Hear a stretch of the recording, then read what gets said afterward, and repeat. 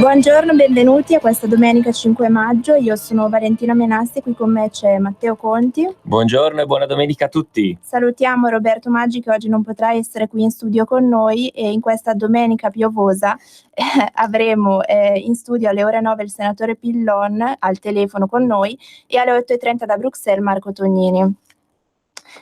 Iniziamo con la nostra rassegna stampa. Matteo, cosa ne dici? Assolutamente sì. Ok, partiamo con la Repubblica che dice il balcone e il grembiule a scuola.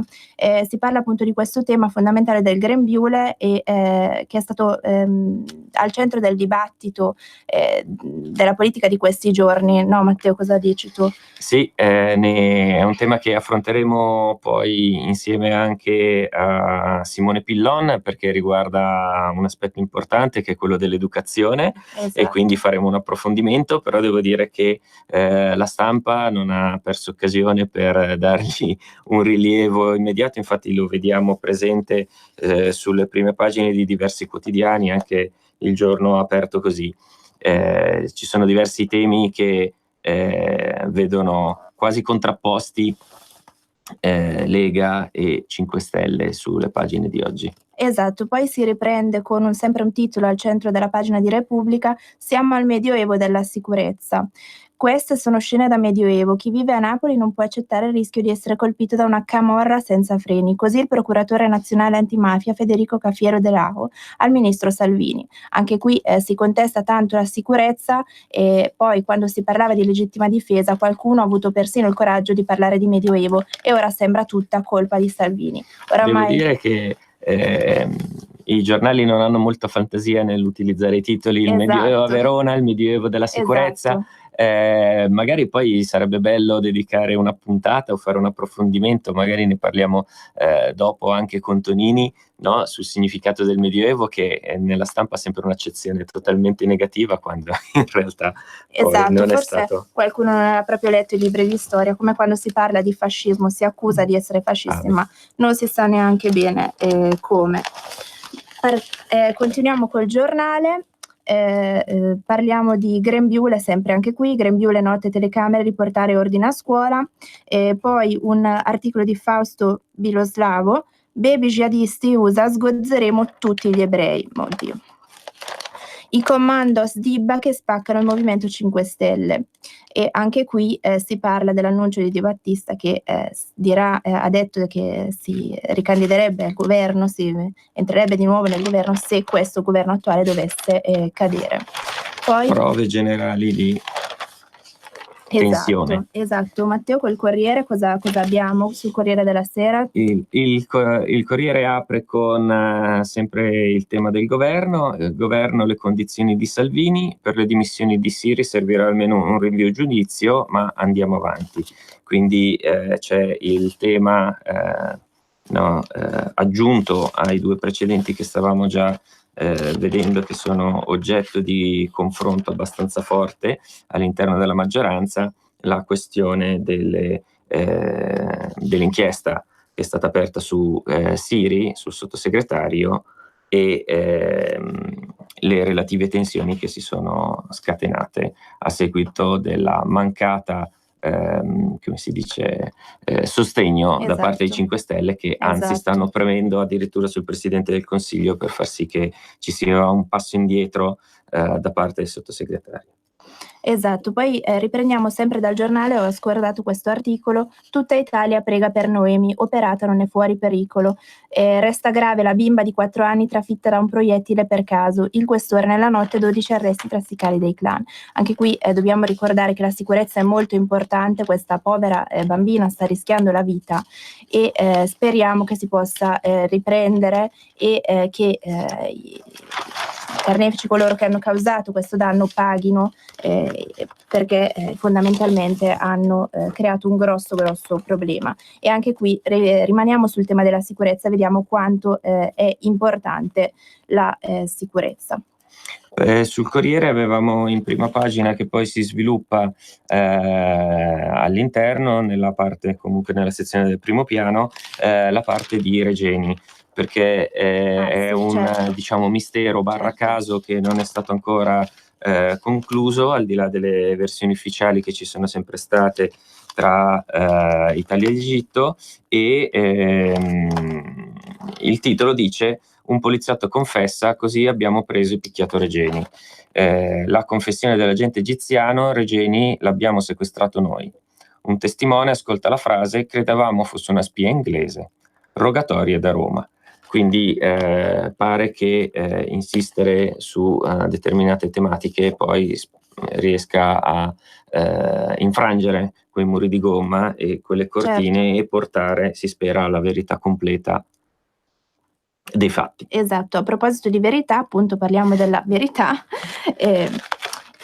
Appunto sulla verità in prima pagina al centro abbiamo gli sciacalli della sicurezza. Dopo aver riempito la città di immigrati pericolosi e aver criticato le misure messe in campo dal Viminale, la sinistra, guevaristi e 5 Stelle compresi, accusa Salvini per i fatti di sangue di Napoli e Viterbo. Intanto i giudici smontano il decreto del ministro e i richiedenti asilo si preparano a inondare i tribunali di ricorsi. Beh, anche qui si attacca come al solito Matteo Salvini. E sempre sulla verità un accenno all'Europa di Claudio Risè: l'Europa cambierà, i popoli rivogliono le radici. Dopo le prossime elezioni europee non molto continuerà come prima. Un aspetto è comune in tutto il continente: interi popoli si sentono sradicati. Sono stati distrutti i legami su cui si sono sempre costruite le esistenze e le identità, la famiglia, i rapporti personali, la riproduzione e la sessualità. Su questo, Matteo, ne abbiamo parlato tanto in radio. Sì, ma purtroppo è vero e continueremo a parlarne, certo, perché quello che sta capitando oggi è frutto di tutta una serie di politiche e ideologie che stanno alla base. I fatti non capitano da soli. Esatto.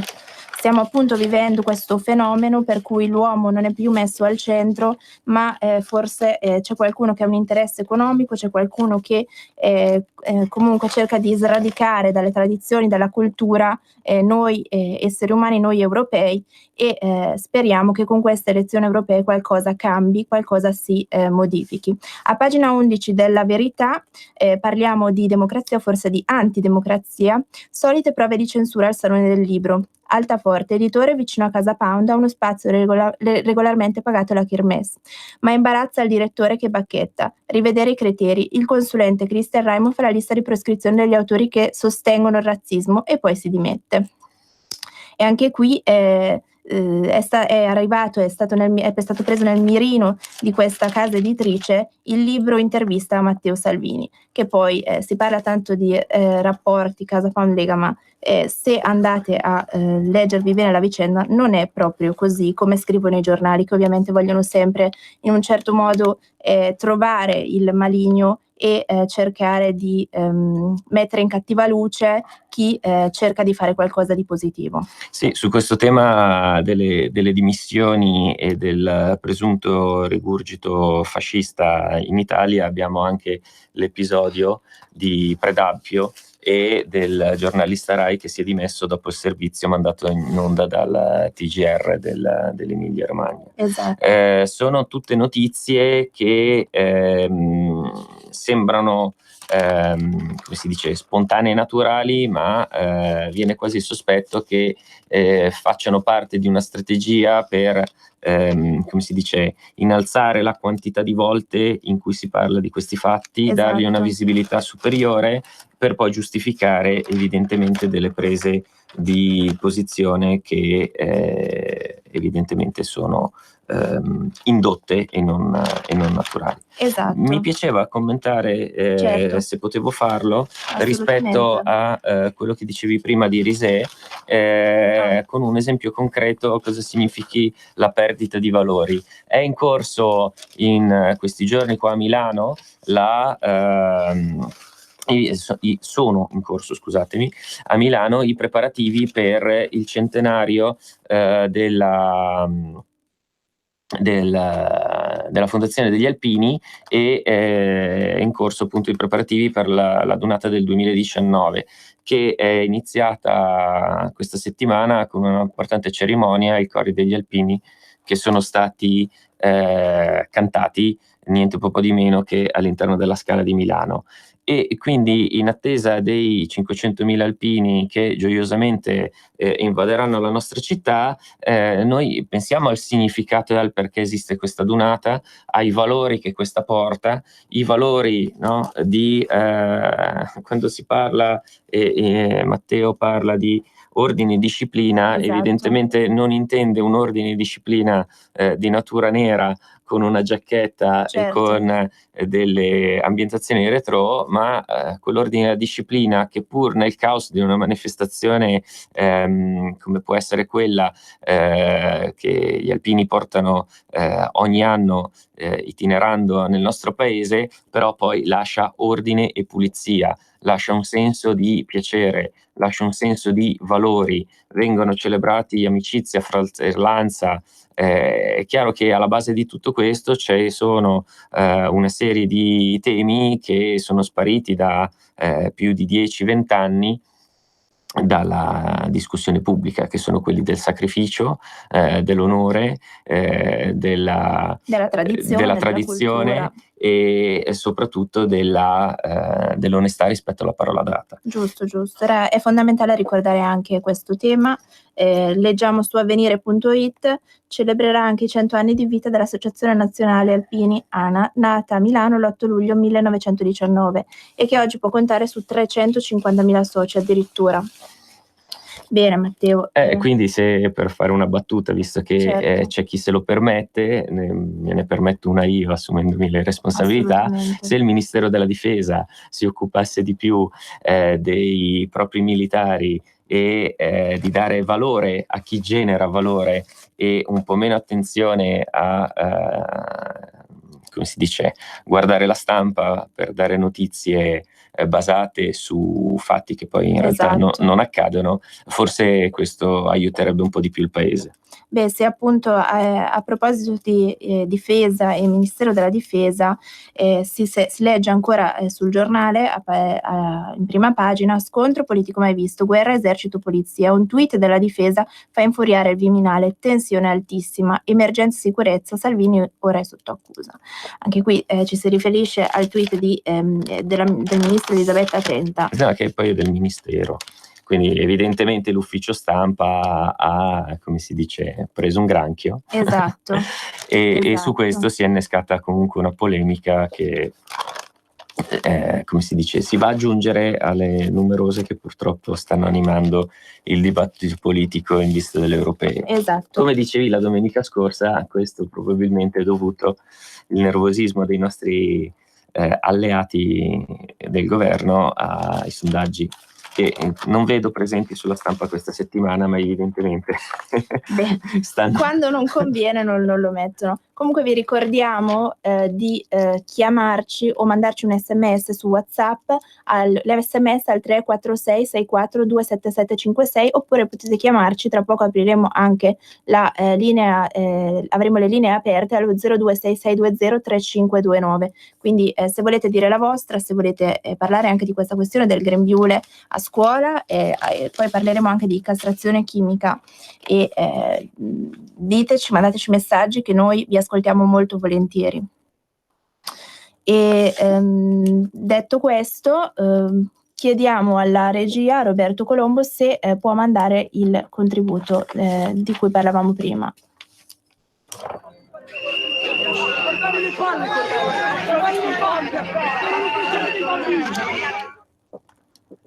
Ok, ora ci stanno mandando il contributo. E poi che è diventata un po' la seconda sigla del programma. Esatto.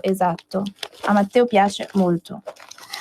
Vero? A tutti. Esatto, ascoltiamo. Anche a Roberto. Esatto, anche a Roberto che ci sta ascoltando. Abbiamo conosciuto in questi ultimi decenni quante correnti ideologiche, quante mode del pensiero. La piccola barca del pensiero di molti cristiani è stata non di rado agitata da queste onde, gettata da un estremo all'altro, dal marxismo al liberalismo fino al libertinismo, dal collettivismo all'individualismo radicale, dall'ateismo ad un vago misticismo religioso, dall'agnosticismo al sincretismo e così via.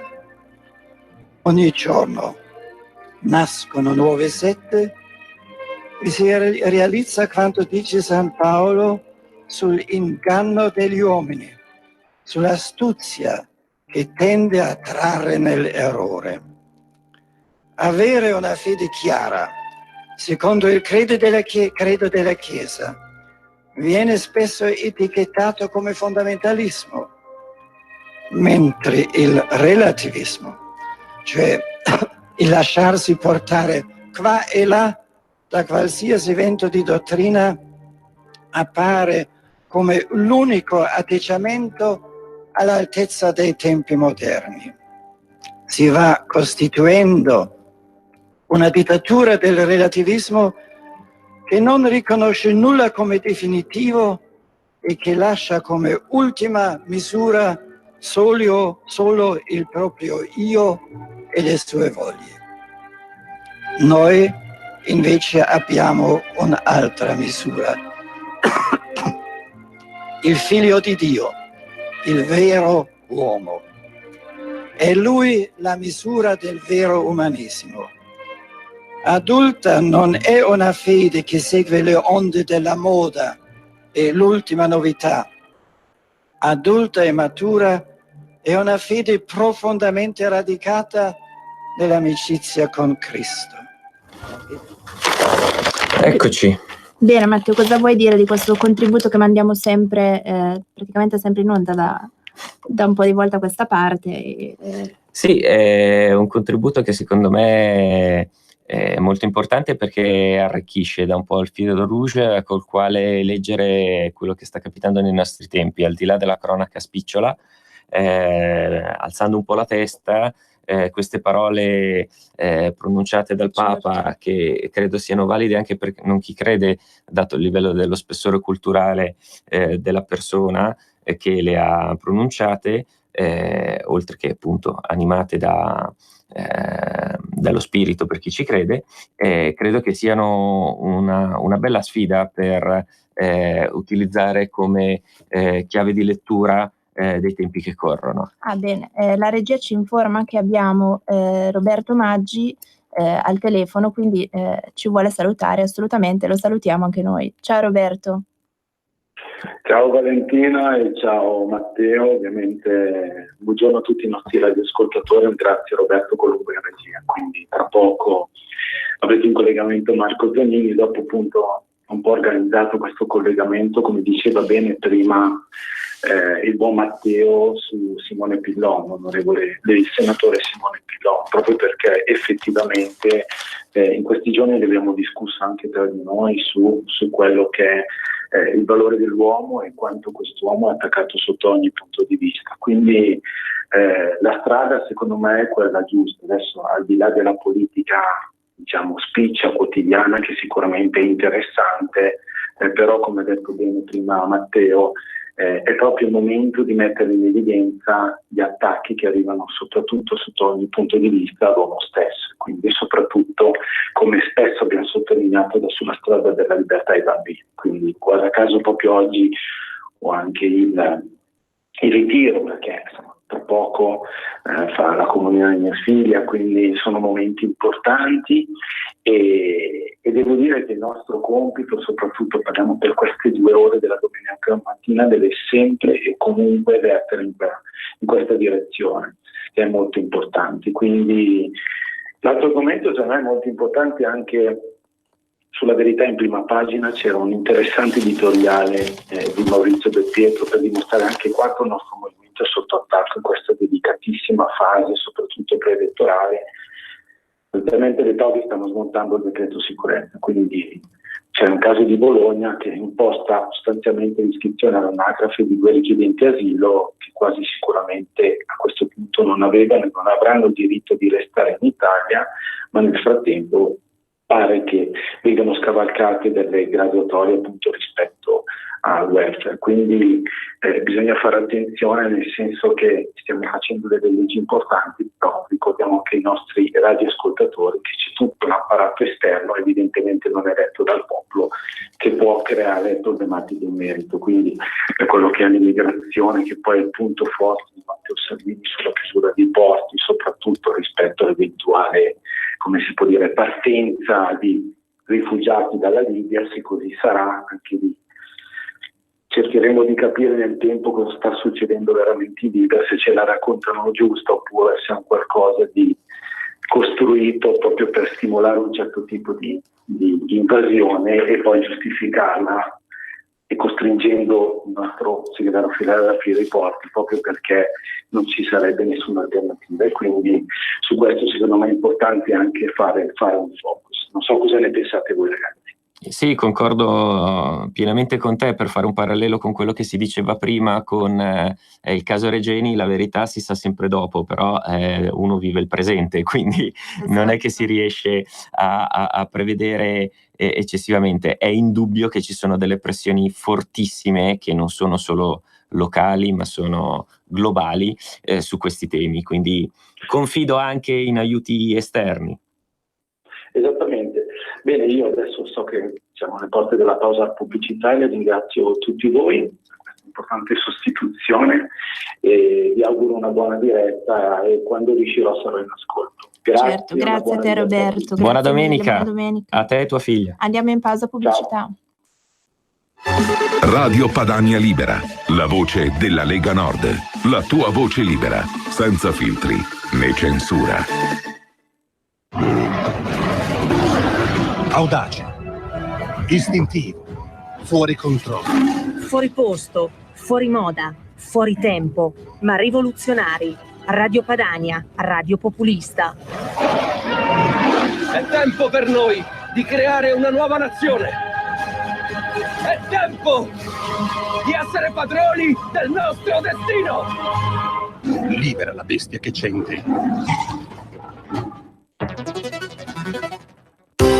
Sono Giovanna della Mondoflex. Mondoflex. Stiamo presentando una nuova collezione di materassi. Venite a provarli, vi aspettiamo con pagamenti rateali, senza interessi, con trasporto, montaggio e smaltimento dell'usato gratuito, con detrazioni fiscali e con il bonus mobili, con il recupero del 50% della spesa.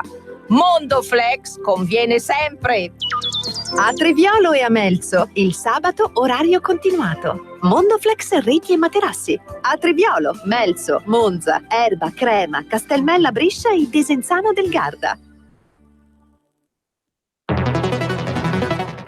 Messaggio per tutti gli imprenditori, gli artigiani, i commercianti, i liberi professionisti. Hai un'attività? Dei prodotti da promuovere? Prova la pubblicità sulla nostra radio. Radio Padania ha preparato per te una grande promozione per aiutarti a sostenere la tua attività a tariffe davvero straordinarie. Informati, vedrai che si può fare. Mandaci una mail all'indirizzo spot@radiopadania.net. Con Radio Padania si può fare. Radio Padania Libera allarga i suoi confini. Da oggi puoi ascoltarla dal tuo tablet o smartphone con tecnologia Android o Apple. Scarica l'applicativo e potrai portare sempre con te la tua radio preferita. Radio Padania Libera, senza più confini.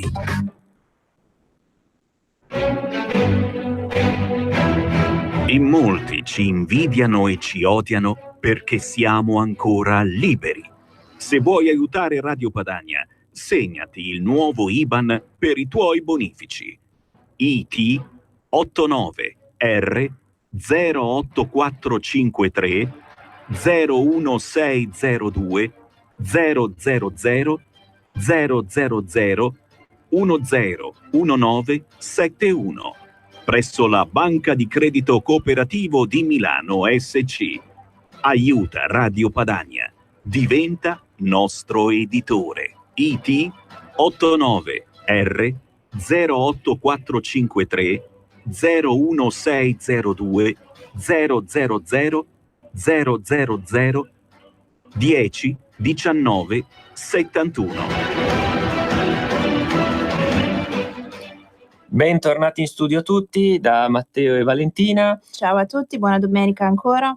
Io riprenderei da aiutiamo Radio Padania, aiutiamo la Lega, siamo in periodo di dichiarazioni fiscali, quindi ricordiamo anche che è possibile effettuare la assegnazione del 2 per 1000 alla Lega per sostenere i progetti e sostenere le attività attraverso il 730. Ok, assolutamente, aiutiamo la Lega, aiutiamo soprattutto Radio Padania.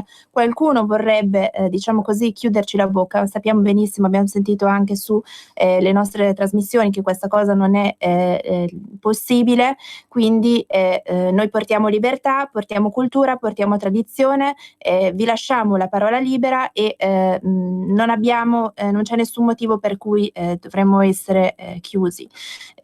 Siamo persone molto aperte, capiamo e manteniamo le nostre tradizioni, quindi qualcuno vorrebbe anche chiuderci, ma non sarà così. Abbiamo in diretta telefonica da Bruxelles Marco Tognini. Ciao Marco. Ciao a tutti, buongiorno e buona domenica 5 maggio a tutti gli amici della radio. Buona domenica a te Marco. Siamo in studio io e Matteo voleva chiederti riguardo...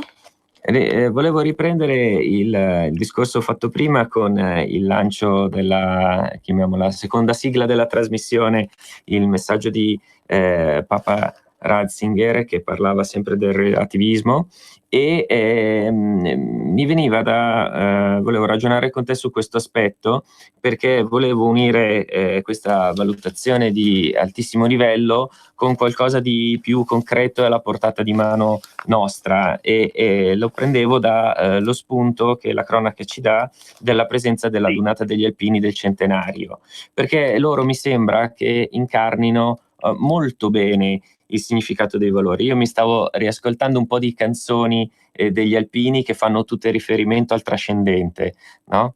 E quindi tema che oggi è stato bandito dalla cronaca tanto quanto gli alpini e i valori che loro portano.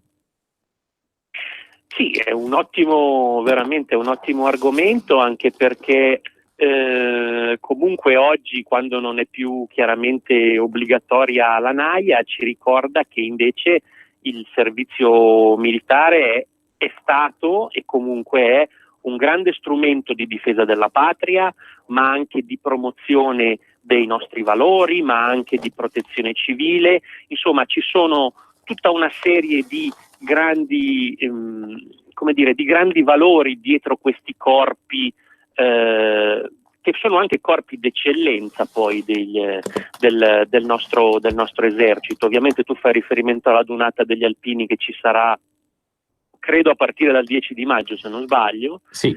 E sicuramente gli alpini sono un corpo a noi molto vicino. Io non ho fatto l'alpino, ho fatto un altro percorso, sono stato nei paracadutisti e poi negli elicotteristi, però devo riconoscere al corpo degli alpini sicuramente intanto un grande legame col territorio, questo grande legame col territorio che evidentemente porta anche ad un'umanità vera nei confronti delle popolazioni, così come ci sono sempre stati, molto importante è ovviamente la narrazione degli alpini nella prima guerra mondiale, ovviamente anche nella seconda per le tragedie che ci sono state, ma nella prima guerra mondiale, se pensate anche agli episodi di, tra virgolette, lealtà e di aiuto anche tra le vette con gli stessi Kaiserjäger austriaci, evidentemente c'è comunque un senso di umanità profonda. A questo poi va aggiunto sicuramente un legame verso il trascendente, che è dato sia dalla frequentazione delle grandi cime, sia dal fatto che per arrivare a queste grandi cime evidentemente devi faticare. C'è comunque una costanza, perché poi è la costanza che ti forgia, come si dice nella vita, quindi l'abitudine alla fatica, a parlare poco e a fare i fatti, diciamo, e quindi sicuramente negli alpini, a cui poi va riconosciuta anche una grande generosità in tutte le varie emergenze del paese, sia come protezione civile, ma anche proprio come accoglienza, come modo di porsi nei confronti della popolazione, che fa parte, diciamo, anche un po' del nostro bagaglio del del soldato del nostro paese, ma che poi particolarmente sicuramente nel corpo degli alpini è presente. Ecco. Spero di aver dato un quadro che ti piaccia. Ecco. Sì, no, beh, a parte che non deve piacere a me. Comunque sì, lo ritrovo perfettamente in quello che penso anch'io. Secondo me la parola chiave che hai citato e sul quale oggi appunto non si parla più, che è bandita praticamente da qualsiasi vocabolario, è quella del sacrificio. Gli alpini sono l'esempio vivente dell'abnegazione, del sacrificio vivente, il sacrificio protratto fino alla fine per i valori della patria, ma patria, come dicevamo prima, non intesa in termini ideologici assoluti, ma patria intesa come identità, come sistema di valori, come famiglia, quell'insieme di no, quella terna di contenuti che riempiono l'uomo, che sono la famiglia, il territorio e la tradizione. E quindi gli alpini hanno difeso tutto questo, non a parole, ma mettendoci il loro impegno. Io ricordo che non ho una formazione umanistica o una cultura particolarmente approfondita, ricordo ancora vivissimo in me l'evento della lettura del libro di Giulio Badeschi, 100.000 gavette di ghiaccio, no? Su quello che è stata la ritirata in Russia da parte dei nostri corpi e di come loro si siano sacrificati anche per gli altri, a prescindere dalla nazionalità di appartenenza. In questo contesto, appunto, per ringraziare gli alpini, per ricordare gli alpini, mandiamo un contributo dalla regia.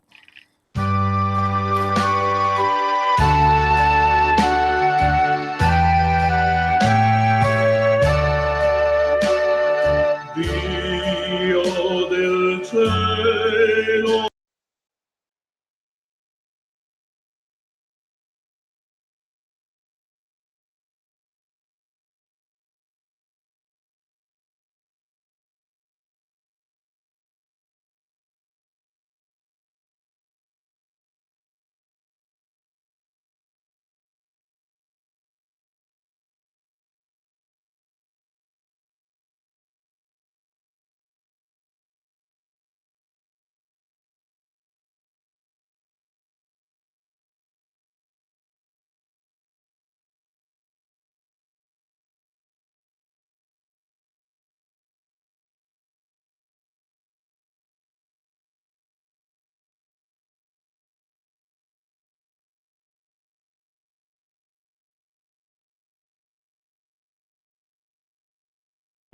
Sicuramente fedele nel testo.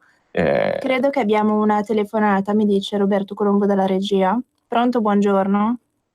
Buongiorno, chiamo da Bolzano Sergio, buongiorno a tutti voi. Buongiorno, buona domenica. Buongiorno Valentina. Buongiorno. Buongiorno. Senta, intanto faccio velocissimo ora. Tanto viva gli alpini sicuramente, viva Papa Ratzinger sicuramente, e ho fatto anche il D43 bello grande. Ah, bene, no? allora abbiamo, siamo a posto. No, ma volevo, se posso, volevo andare fuori argomento, se posso, velocemente. Certo. Mi dà veramente fastidio Roberto Maroni. Io già altre volte ho telefonato a Radio Padania perché Roberto Maroni io lo ritengo un cavallo di Troia della Lega e continua a mettersi in mezzo e continua a mettere veramente, dà fastidio al nostro movimento. Adesso ho letto sul giornale, sulla rassegna stampa stamattina, che il figlio di Maroni si candida con la sinistra. Beh, faccia quello che vuole, a me non mi interessa. Abbiamo visto, abbiamo letto anche noi, non possiamo farci molto, abbiamo appreso la notizia. Comunque grazie per la telefonata e buona domenica. Ritorniamo con Marco Tognini da Bruxelles. Marco, ci sei? Ok. Sì, assolutamente. Volevo aggiungere una cosa al discorso di prima sulla patria e su un patriottismo vero, sincero e assolutamente positivo. Spesso i nazionalismi sono stati posti nei vari ismi del Novecento e sicuramente poi un culto poi della nazione che va oltre anche l'umanità, diventa negativo. Però la patria, mi piace ricordarla come in quella frase che credo disse un grande capo vandeano nei confronti dei giacobini. Ecco, questo capo vandeano diceva: per noi la patria è quella che abbiamo sotto i piedi, sono i nostri focolari, le nostre case, le nostre famiglie, per voi è qualcosa di astratto nella testa, appunto rivolto ai giacobini che avevano questo sogno anche un po' utopico e non vicino all'uomo. Quindi senz'altro della patria noi vogliamo prendere assolutamente quella parte sana, genuina, che è proprio legata ai valori e al radicamento della persona. Ecco, quindi qui veramente poi il contatto poi con il corpo degli alpini e in generale con chi poi si impegna per il nostro paese è un contatto assolutamente naturale. Ok, grazie Marco, abbiamo una telefonata. Buongiorno, buona domenica. Buongiorno a tutti, buongiorno. Sono molto d'accordo su quanto avete accennato stamattina tra le varie cose. Mi riferivo al grembiule, giustamente. Sì, poi ne parleremo anche dopo col senatore Pillon, vero? Me lo confermi? Sì, uguale anche per la castrazione chimica, aggiungerei anche un po' di legnate, scusatemi, io voglio andare in paradiso, ma forti anche perché se lo vabbè, sono poi, punti di vista. Per quanto riguarda le europee, contro il relativismo, io sono d'accordissimo e spero che siamo imponenti tra poco nelle votazioni europee, e anche per la leva militare finalmente, che mi ricordo un certo D'Alema che l'ha distrutto al tempo, quello che si è dato molto da fare prima ancora di diventare l'Unione di Escrementi europea cosiddetta, e che ha provocato anche, se vi ricordate, la guerra compartecipe con la guerra nella Jugoslavia, contro la Jugoslavia, per finte fossi di morte che hanno distrutto la Jugoslavia. È tutta gente che praticamente arriverà ai loro abbiamo visto che fine hanno fatto loro, e quindi evidentemente anche le loro idee, le loro proposte. E direi che però per Torniamo da Marco un Tonini. esercito serve per, come si dice, difendere i confini. Esatto. E quindi appunto si parla di nazione confine. Chiedo a Marco Tonini da Bruxelles riguardo all'incontro Salvini-Orban, di cui si è parlato tantissimo sui giornali, ognuno ha dato la propria versione, questa alleanza che dei socialisti che Orban definisce un suicidio, e il progetto di Salvini e Orban, un'Europa fatta di stati, di nazioni forti, di frontiere chiuse ai migranti. Voglio chiedere proprio a te, Marco Tonini da Bruxelles, che comunque è una visione sicuramente di Europa più ampia rispetto alla nostra, cosa pensi? Qual è la tua interpretazione riguardo a questo incontro Salvini-Orban? Ma evidentemente ha dato fastidio che questo incontro, ha dato fastidio ovviamente ai malintenzionati o a chi era evidentemente politicamente prevenuto, diciamo così, che questo incontro abbia avuto una duplice natura istituzionale e più politica, perché Salvini, come evidentemente vice premier e ministro degli interni, ha incontrato il suo omologo, ha visitato le zone al confine con la Serbia, particolarmente colpite dal fenomeno dell'immigrazione. C'è il famoso muro e quant'altro, ma c'è stato anche l'incontro col premier Orban, che è stato un incontro istituzionale e evidentemente politico, perché sono due esponenti principali, Salvini e Orban, di due modi anche vicini di intendere l'Europa, ma poi da schieramenti diversi, perché Orban è un membro del PPE, a volte un reprobo del PPE, perché poi è stato recentemente sanzionato, anche se non in misura pesante, dal PPE. Diciamo pure che ci fa più gioco se Orban è nel PPE piuttosto che in un'altra formazione o direttamente alleato con noi, perché può indirizzare probabilmente anche più consenso verso quella che è la nostra idea sostanzialmente di Europa, di un'Europa di nazioni sovrane che comunque collaborano attraverso trattati, ma che non cedono la loro sovranità sulle parti fondamentali. È chiaro che questo incontro ha suscitato poi reazioni politiche, sia la Merkel ma lo stesso Kurz, che è un furbetto comunque, che sono membri del PPE, hanno negato qualsiasi alleanza possibile con i sovranisti, mentre evidentemente Orban cerca invece delle aperture, proprio perché l'attuale, tra virgolette, inciucio europeo tra socialisti, popolari e liberali ha prodotto l'impasse di oggi a livello non solo economico, ma evidentemente anche di gestione dei confini e delle frontiere.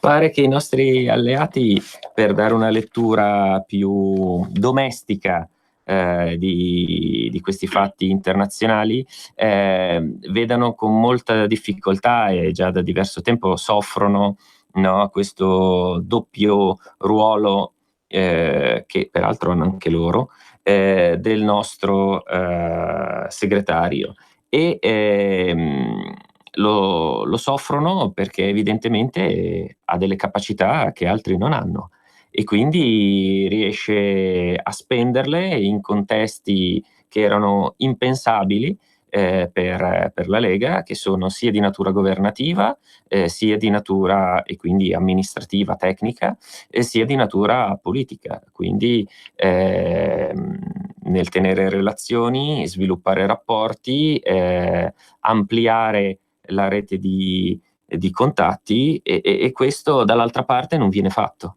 Mette assolutamente in secondo piano tutti, perché ha una capacità di comunicazione e di gestione delle relazioni che è notevole. Quindi anche sui fatti italiani, no, si vede quanto è capitato a Napoli, viene subito ripreso per no, come se utilizzasse il suo ruolo istituzionale per fare due cose, ma in realtà è una pura, dal mio punto di vista, invidia, mi permetterei di definirla così, di chi vorrebbe fare lo stesso e avrebbe fatto lo stesso, magari con un profilo mascheratamente più istituzionale, ma sicuramente senza i risultati che ha lui.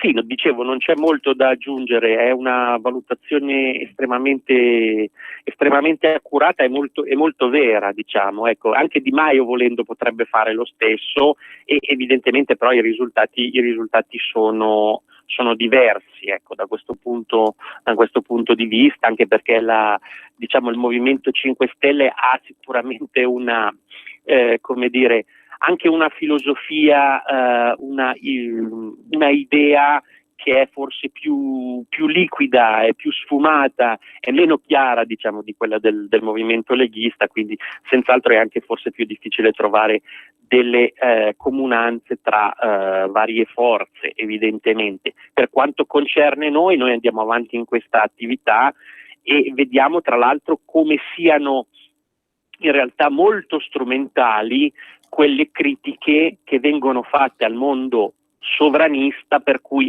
ma se siete tutti sovranisti non andrete mai d'accordo, che cosa vi unisce, siete amici in realtà di chi ci dà meno credito, eccetera. Sono critiche abbastanza di corto respiro, perché poi in realtà la cooperazione tra paesi europei c'era anche prima dell'Unione Europea, anzi sicuramente funzionava meglio rispetto a questa Unione Europea, quindi gli Stati europei, se collaborano e collaborano in maniera equa, fra pari, sicuramente costruiscono qualcosa che è un modo più difficoltoso sicuramente, perché ci sono meno imposizioni, meno uniforme, più oneroso dal punto di vista del trovare un accordo, perché comunque bisogna ricordare che ogni soggetto porta avanti i suoi interessi. È bello anche che tu abbia citato Bauman con la società liquida, sicuramente qualcosa che noi leghisti non abbiamo, perché teniamo molto alle nostre tradizioni, a quello e alle nostre fondamenta. So che Matteo voleva chiederti ancora qualcosa. Sì, io volevo chiederti una cosa. Stavo cercando un interessantissimo sondaggio che c'era su un giornale di oggi, ma non riesco a ritrovarlo, che proprio riprendeva questo tema sull'Unione Europea, e se lo ritrovo, perché dava bene non lo trovo.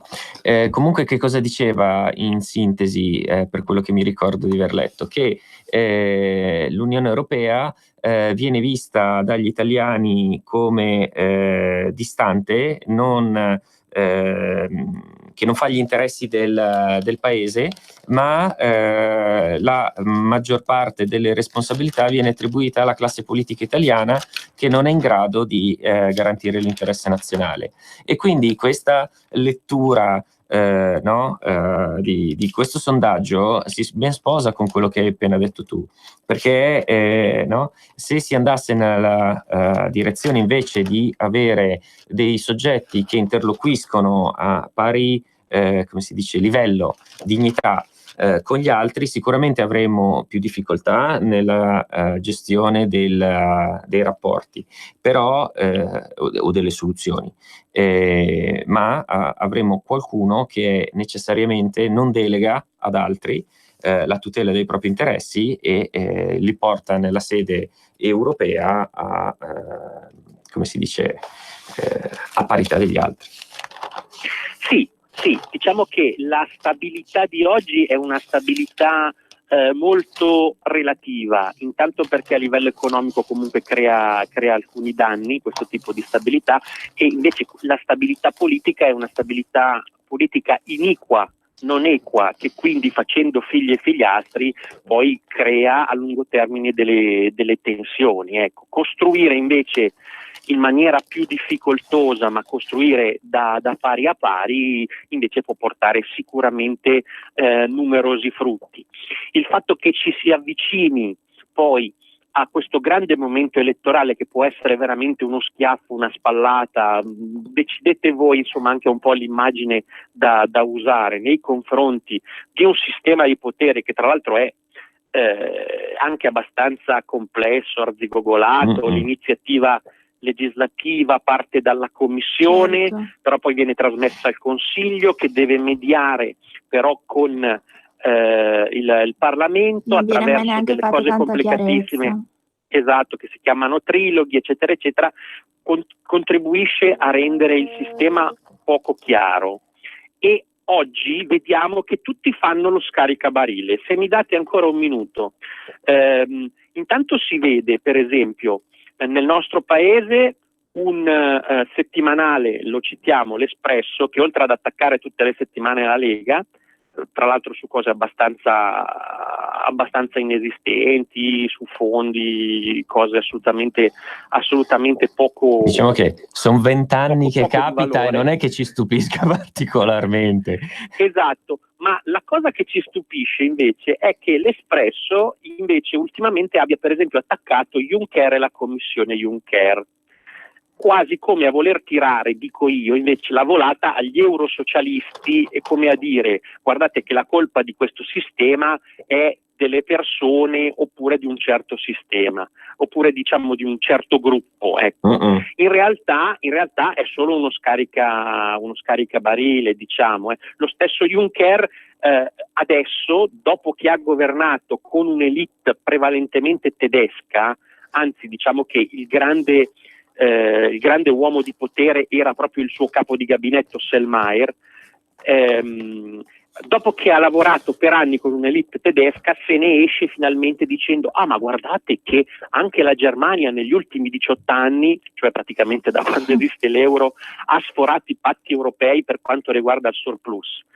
Ma perché lo dicono adesso? Perché ognuno cerca di scansare la propria responsabilità, o comunque di salvare il sistema, cercando di estrometterne solo una parte. Invece noi sappiamo che è un sistema complessivo che va ripensato, che va riguidato, e quindi è per quello che insomma noi il 26 maggio dobbiamo dare questa benedetta spallata, dando un consenso forte ai movimenti sovranisti. Sì, è una grande occasione di cambiamento che sicuramente è storica e non dobbiamo farci sfuggire.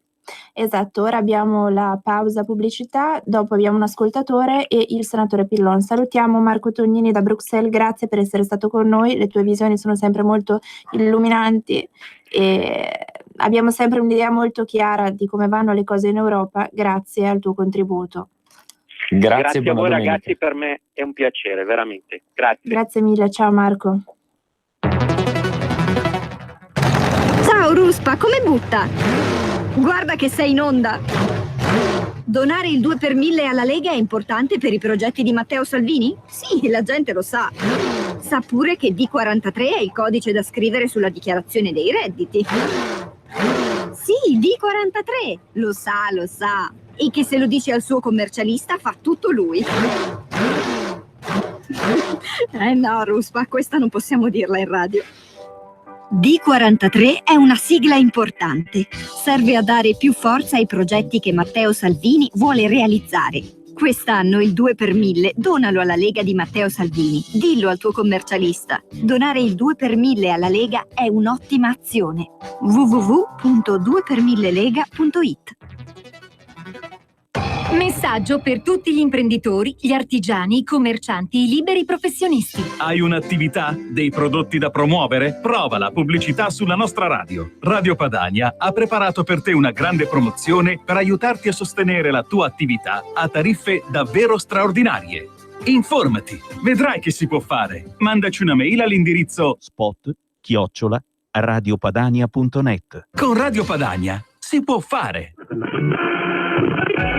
La trasmissione Revelot di Marco Pinti. No, non è mica il leghista dal volto umano? Sì, è Marco Pinti, Sammy. Marco Pinti, il leghista dal volto buono, umano, più vero, lo sguardo sincero. Irriverente, potrebbe essere anche il titolo della trasmissione. Ma parla, di qualcosa. Di qualcosa. Ci sentiamo tutti i giorni dalle 16:30. I wanna everybody say, I wanna be.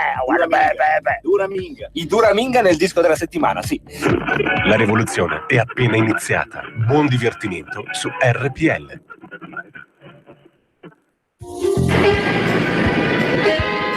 Edizione straordinaria! No, grazie. Io voglio solo notizie populiste. Non mi fido dei soliti quotidiani, dei telegiornali ben pensanti. Via! Allora, devi procurarti una Radio DAB o scaricare la nuova app di Radio Padania. Da oggi l'informazione de Il Populista scorre sul monitor delle Radio DAB e sullo schermo del tuo telefonino. Datti da fare a Rufapopolo! Resta sempre collegato alla nostra informazione alternativa, libera da ogni potentato economico. Ascolta Radio Padania con la Radio DAB o dal telefonino e vedrai scorrere sul monitor le ultime notizie del quotidiano online Il Populista. Facile, no? Buongiorno, bentornati dopo questa pausa pubblicitaria sulla strada della libertà. In studio ci siamo io, Valentina Menassi e Matteo Conti. Abbiamo due telefonate, due ascoltatori. Pronto, buongiorno, buona domenica. Valentina, buongiorno. Buongiorno. Senta Valentina, io sono dalla provincia di Venezia. Ho una richiesta da fare al ministro Pillon. Ed è una domanda che nessuno si è mai rivolto, ma giace da molti anni probabilmente sui tavoli o sugli archivi del Ministero, una richiesta da parte di molte persone che sono stati abbandonati. Però a un certo momento questi, a distanza di tanti anni, avrebbero voluto conoscere la loro origine, cioè la loro madre. Io per caso ho incontrato un'infermiera all'ospedale dove mi ero rivolta che mi ha chiesto di rivolgermi al nostro partito perché forse era l'unico che avrebbe potuto ascoltarli, ovvero sia riaprire quegli archivi che da 30 anni giacciono o fermi presso i ministeri, di sapere chi era la loro madre. Questo per loro era molto importante. E la seconda domanda, Valentina, sempre riguarda Pillon, ed è di quei bambini che, come la sottoscritta, rimasta orfana da piccolissima, era stata attraverso le commissioni che esistevano presso i comuni dopo la guerra, a proposito di togliere i bambini, come lo fanno anche adesso, per consegnarli o ai collegi o agli istituti perché crescessero, invece di fare in maniera adesso di dare alle famiglie bisognose un aiuto economico perché questi bambini possono rimanere con loro mamma, con loro papà. Grazie Valentina e buona giornata a tutti, buon lavoro. Grazie del suo contributo, buona giornata a lei. Matteo, vuoi dire qualcosa a questa ascoltatrice? Beh, sicuramente che Pillon non è un ministro ma è un senatore ed è presidente della Commissione Adolescenza e Infanzia.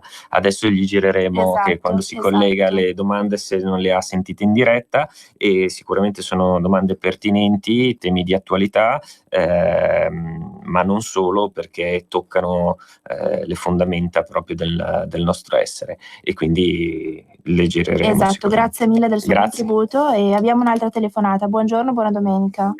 Buongiorno, buona domenica. Buongiorno. Allora, Da hanno dove fatto chiama, signora? tanta cagnarra per il reddito di cittadinanza da Torino. Allora sentite qua, mio figlio ha 40 anni, è disoccupato e ha fatto la domanda di reddito di cittadinanza. Io ho 75 anni, vivo con 350 euro di pensione sociale, non ho alloggi, non ho macchina, non ho niente. Mi è stata data questa carta per l'aiuto di cittadinanza, è arrivata ieri. La copertura, la massima, non è come hanno detto, non è come dice la gente, sono 260 euro al mese, non 700, il massimale sono 260, mio figlio l'ha presa ieri alla posta, fra cui 100 euro li puoi prendere in contanti. Vabbè, signora, se vuoi fumarti una sigaretta, se vuoi andare al cinema. I 160 sono solamente per mangiare, medicinali e cose varie.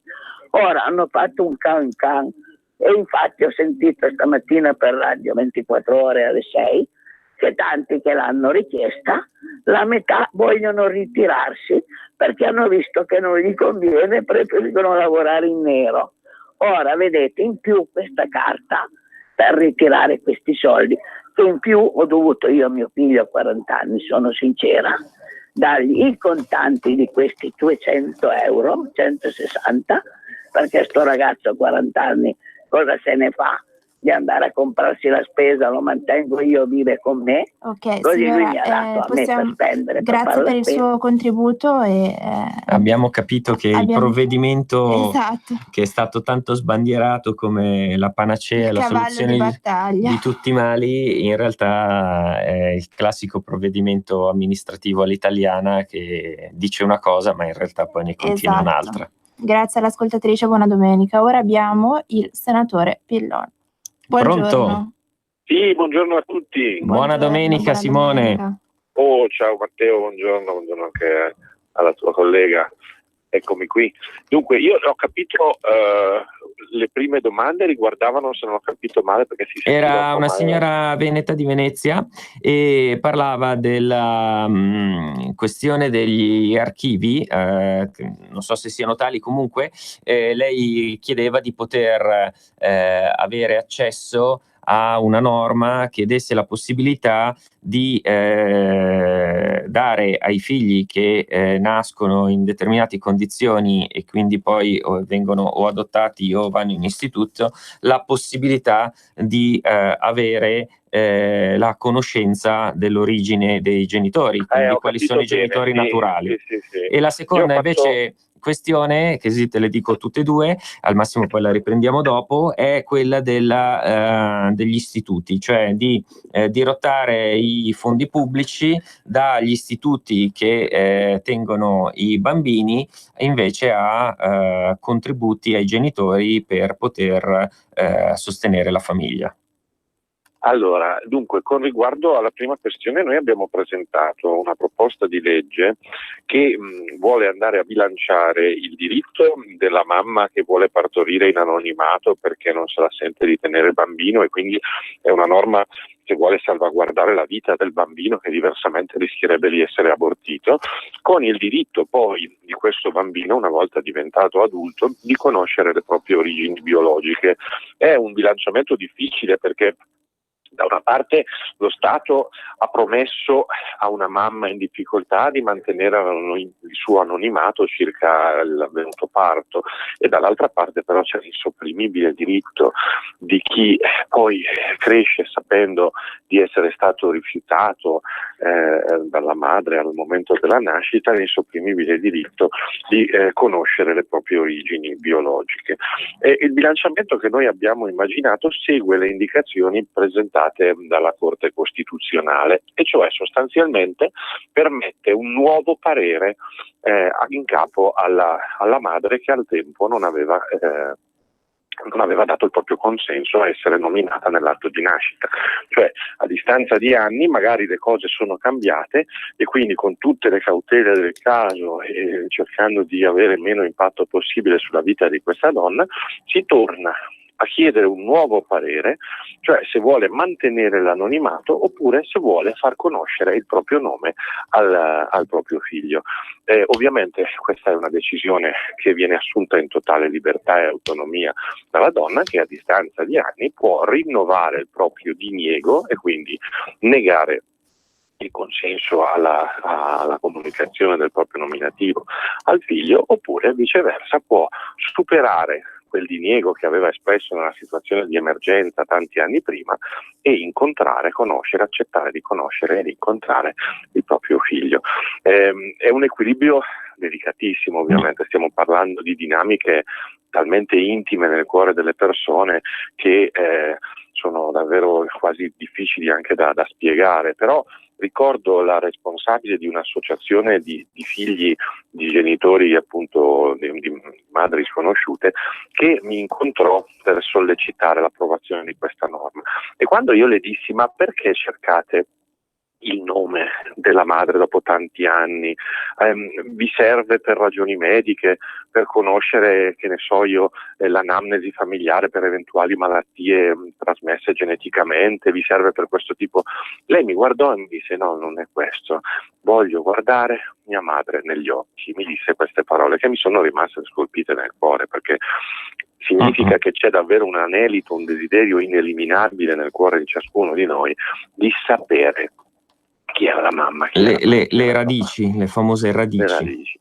Quindi cercheremo di portare avanti questa normativa nel modo più equilibrato e delicato possibile per andare a normare una cosa tanto complessa.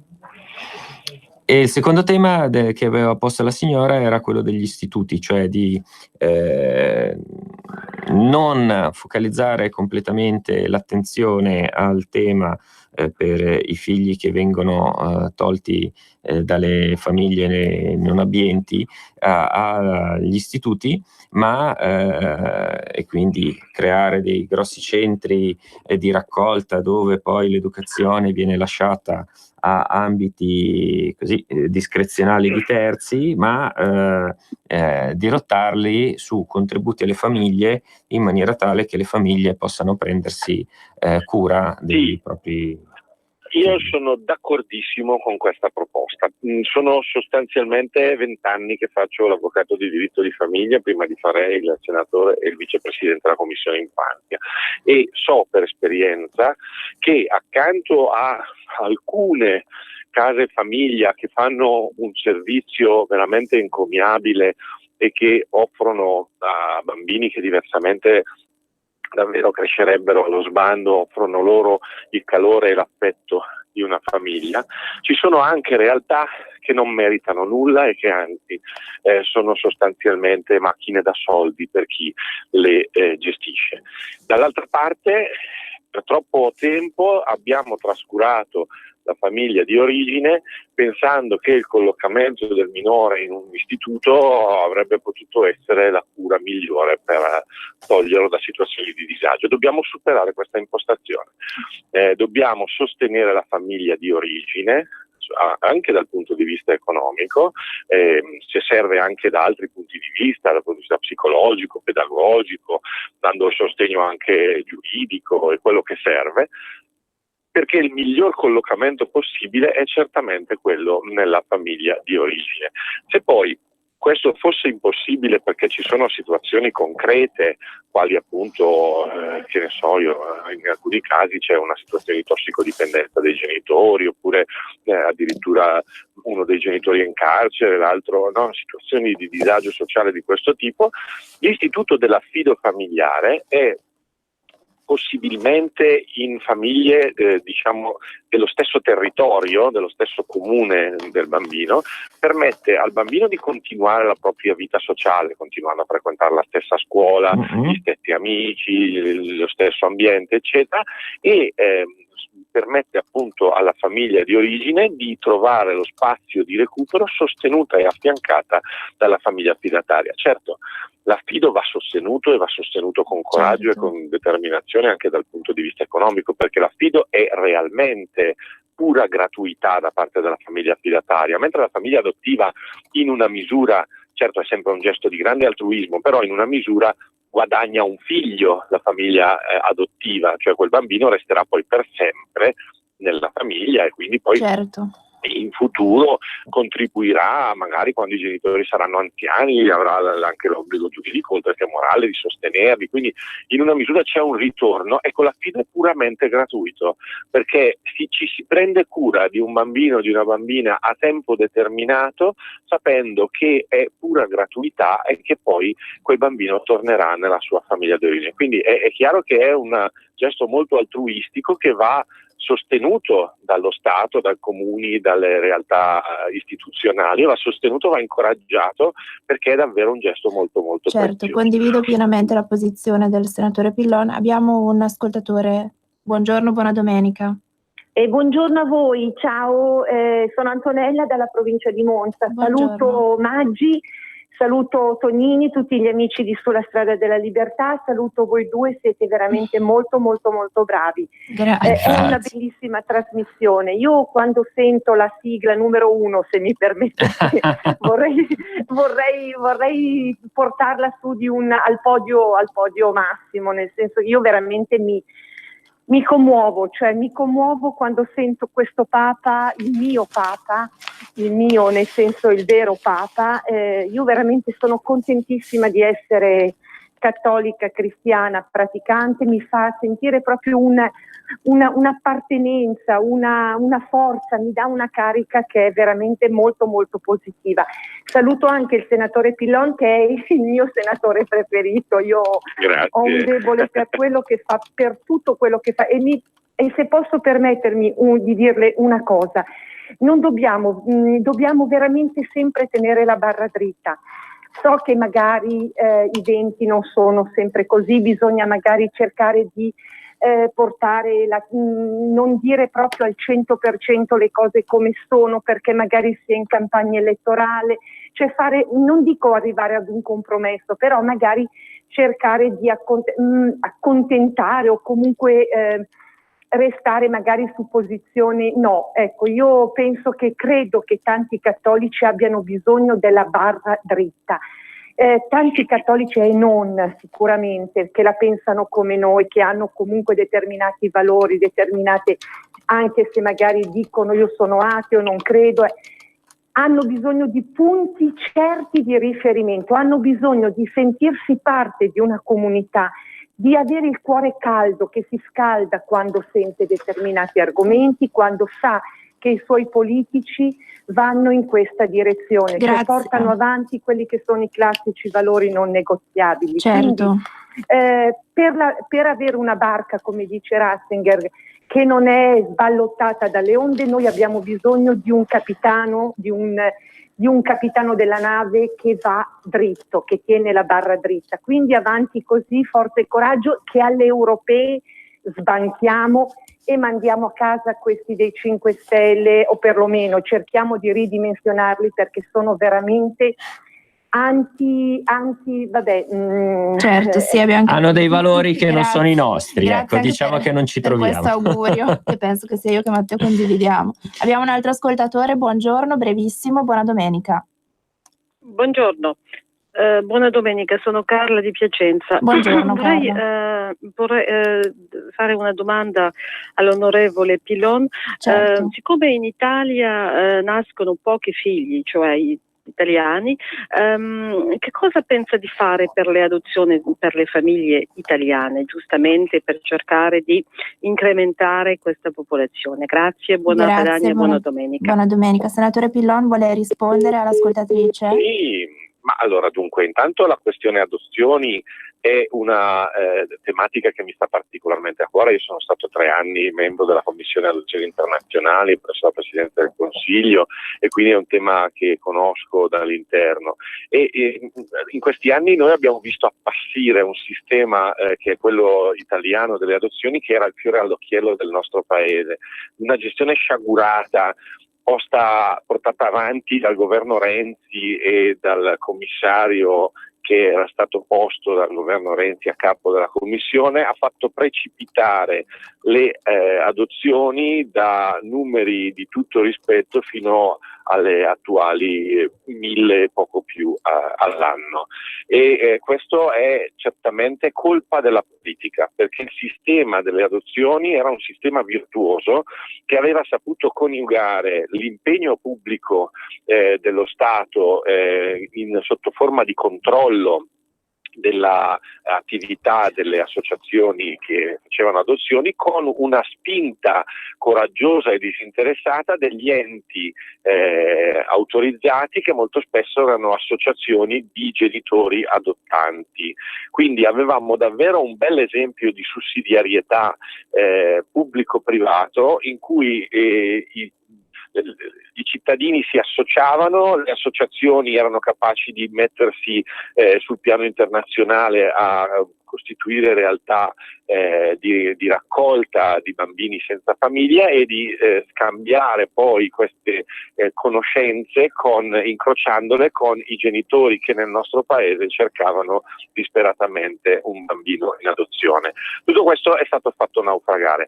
Perché? Perché si è voluto imporre la solita concezione statalista per cui deve essere tutto dello Stato e gli enti privati devono essere soffocati. Noi dobbiamo finalmente uscire da questa, che è tipicamente una mentalità di sinistra, e valorizzare quella sussidiarietà che permette alle nostre realtà associative di fare il loro lavoro e di farlo con tutta la libertà del caso, sapendo ovviamente che ci sono dei criteri stabiliti dalla legge che debbono essere rispettati nell'interesse dei minori. Ma ecco, lo Stato non deve mettersi a fare lui l'ente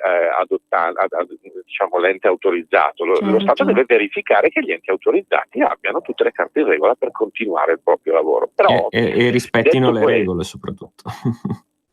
Come? Scusa Matteo? E rispettino le regole. Certo che rispettino le regole, ma questo è il compito dello Stato, verificare che gli attori rispettino le regole, ma lasciare anche libertà di iniziativa al meraviglioso mondo del terzo settore, del no profit, che nel nostro paese è uno degli asset portanti della nostra economia. Senti Simone, detto questo, scusami se ti interrompo, perché siccome abbiamo altri 2 ascoltatori in linea, poi abbiamo un'agenda di temi che volevamo trattare con te, ti devo dare la priorità agli ascoltatori che sono in coda, che preghiamo qua noi di essere molto brevi. Esatto. Buongiorno all'ascoltatore o ascoltatrice, 1 minuto brevissimo. Sì, non basterebbe purtroppo. Buongiorno a tutti. Buongiorno. Il senatore Pillon è molto sensibile, molto preparatissimo in queste tematiche. Ascolti, sono un padre singolo, nel senso che ho cresciuto 2 bambini da solo. All'epoca ho avuto problemi, nel senso di appunto da solo, perché la mamma è mancata. Ho chiesto aiuto all'epoca, le assistenze sociali mi hanno aiutato, mi hanno anche veramente messo i bambini in una struttura di Milano. Perché di Milano il Buon Pastore, il mio San Vittore, ottima struttura, li ho avuti vicini, il weekend li prendevo, per 7-8 anni circa, andavo avanti così. Allora, il punto è questo, dopo sono vissuti con me, la mia figlia ultima, secondo gente, pensate, ha fatto il programma fino a 21 anni, l'hanno protratto, verso una signora, no? Poi ovviamente da casa, in ogni caso.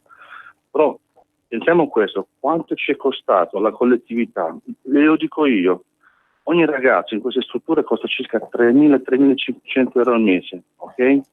Io poi ho avuto la fortuna di ritrovare un'altra compagna e ho avuto un altro figlio, ovviamente, con difficoltà economiche, anche se lavoro. Allora il punto è questo. Certo. Perché si preferisce purtroppo, e qui parliamo soltanto di soldi, bisogna dire la verità, perché se io avessi avuto extra 1.000 euro dallo Stato, io ne avrei fatti 5 di bambini, non soltanto uno. Qual è la domanda?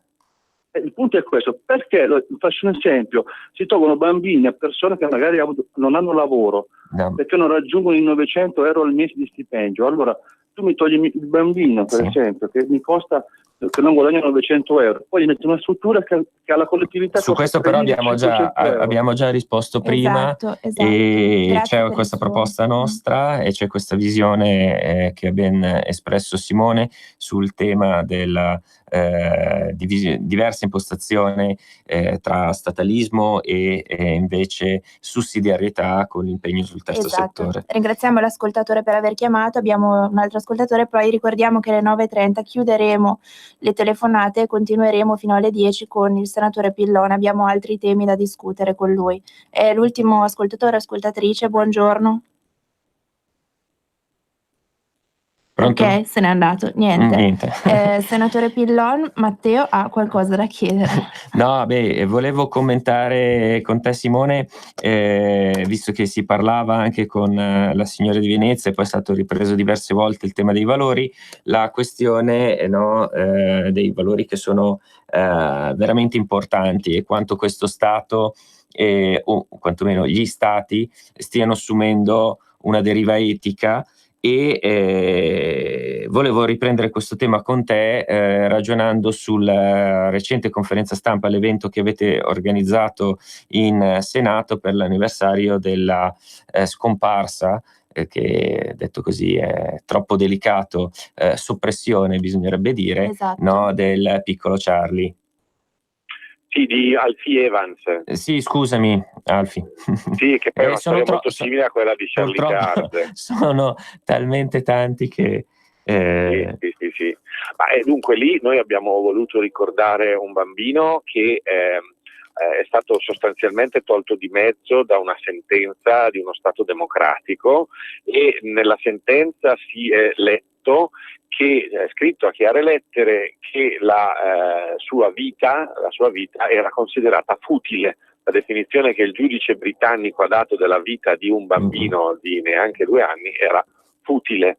Allora la domanda che ci siamo posti è se è lecito dal punto di vista etico, prima che dal punto di vista giuridico, che un giudice di uno Stato democratico, non stiamo parlando di una teocrazia islamica o piuttosto che di una repubblica delle banane, stiamo parlando di uno Stato che si fregia di essere culla della democrazia e bla bla, e però i cui giudici di Sua Maestà riescono a scrivere una sentenza che la vita di un bambino è futile, al punto che è sempre scritto in quella stessa sentenza il suo superiore interesse, il superiore interesse di questo bambino è quello di morire.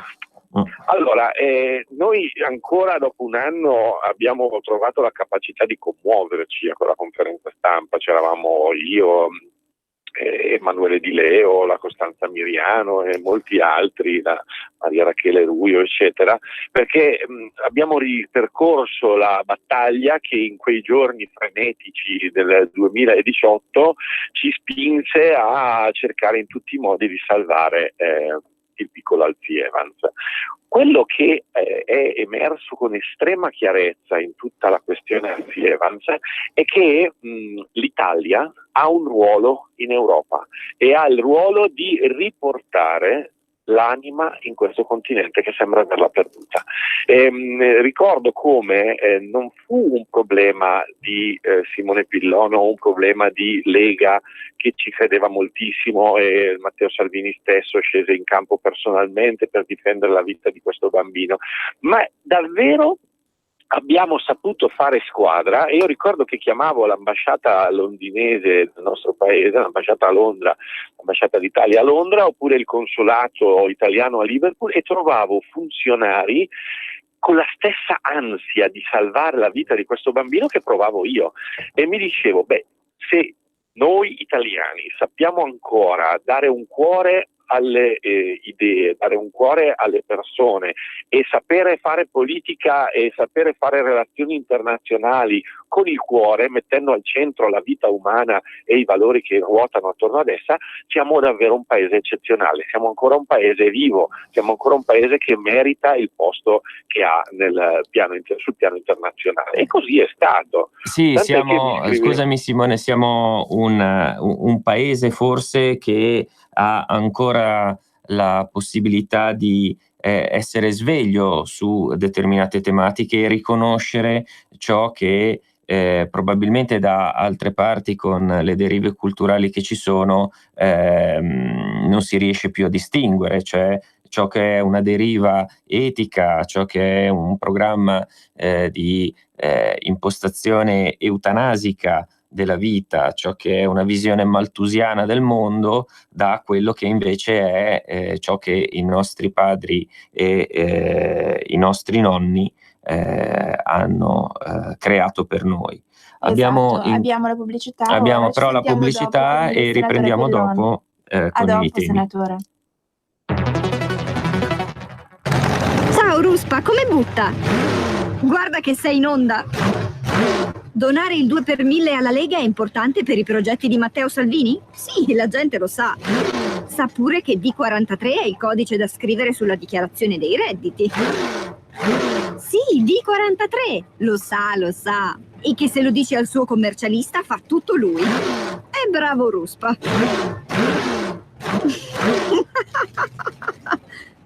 D43 è una sigla importante. Serve a dare più forza ai progetti che Matteo Salvini vuole realizzare. Quest'anno il 2 per 1000 donalo alla Lega di Matteo Salvini. Dillo al tuo commercialista. Donare il 2 per 1000 alla Lega è un'ottima azione. www.2per1000lega.it. Messaggio per tutti gli imprenditori, gli artigiani, i commercianti, i liberi professionisti. Hai un'attività? Dei prodotti da promuovere? Prova la pubblicità sulla nostra radio. Radio Padania ha preparato per te una grande promozione per aiutarti a sostenere la tua attività a tariffe davvero straordinarie. Informati, vedrai che si può fare. Mandaci una mail all'indirizzo spot@radiopadania.net. Con Radio Padania si può fare. Sulla notizia, storica trasmissione condotta da Matteo Salvini. Ma perché non vi rassegnate? Perché andiamo avanti a fare moschee, fare tutto, facciamo tutto quello che vogliamo. E la conduce Giulio Cainarca dalle 9:30 alle 10:30. Sei un lecchino, Antonio, smettila di dire la conduce Giulio Cainarca, lo sanno, il direttore. Avete detto tutto voi. È una trasmissione dove potete telefonare, whatsappare, smsare, tutto quello che volete. Solo pagati, buona mattinata a tutti. La rivoluzione è appena iniziata. Buon divertimento su RPL.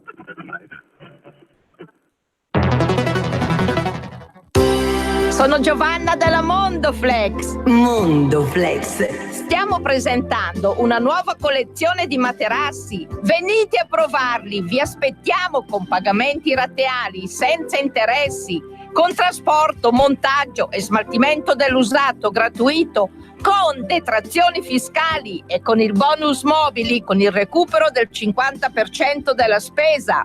Mondoflex conviene sempre. A Treviolo e a Melzo, il sabato orario continuato. Mondoflex reti e materassi. A Treviolo, Melzo, Monza, Erba, Crema, Castelmella Brescia e Desenzano del Garda.